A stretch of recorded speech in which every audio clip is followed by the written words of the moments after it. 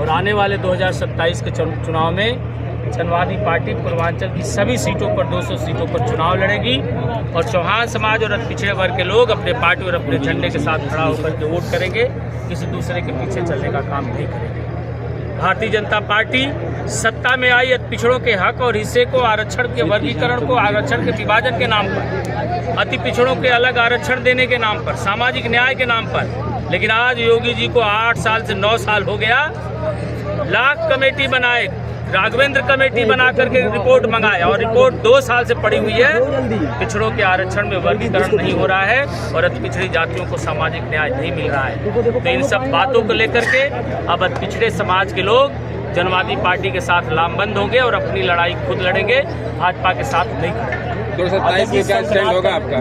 2027 में जनवादी पार्टी पूर्वांचल की 200 सीटों के चुनाव लड़ेगी। यही हमारा स्टैंड है और इस स्टैंड पर हम कायम रहेंगे और अपने पार्टी के कैंडिडेट हम सितंबर महीना में घोषित। आजमगढ़ से भी इसका शंखनाद, आजमगढ़ से मैंने इसका शंखनाद इसलिए किया गया कि आजमगढ़ में बहुत बड़ी आबादी जनवादी पार्टी के लोगों की है और हर विधानसभा की सीटों पर जनवादी पार्टी की एक मजबूत स्थिति है। और मैं आपको दावे के साथ कह रहा हूं कि 2027 में जनवादी पार्टी लड़ेगी और आजमगढ़ की किसी सीट पर भाजपा अपनी जमानत भी नहीं बचा पाएगी, क्योंकि भाजपा का पूरा वोट बैंक चौहान है और चौहान अब पूरा जनवादी पार्टी के साथ है। क्या आगे चल के किसी का समर्थन भी कर सकते हैं? मैं किसी का समर्थन नहीं करूंगा, मैं अपने पार्टी की बुनियाद को मजबूत करूंगा। आप युवा बेरोजगार हैं और जितनी भी पेपर हो रहे लीक हो जा रहे हैं, इसके लिए आप क्या करेंगे? भारतीय जनता पार्टी बेरोजगारी ही नहीं, इस देश के मध्यम वर्ग तबके को भी खत्म कर दिया है। राजनीति के इस यहूदीकरण के दौर में एक अमीर और एक गरीब, एक मालिक और एक मजदूर बनने की व्यवस्था की तरफ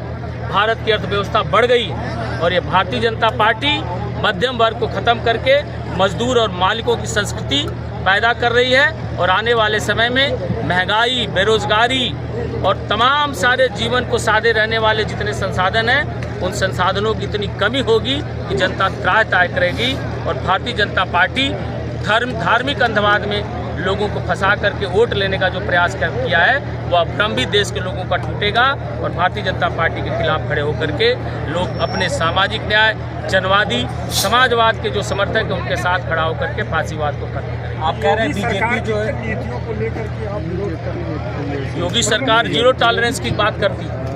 योगी जी के घर में जीरो टॉलरेंस कहाँ है? योगी जी के मठ के बगल में चौहान समाज के होनहार बच्चे राजकुमार चौहान की हत्या की जाती है और उतरिए एक्स्ट्रा लोग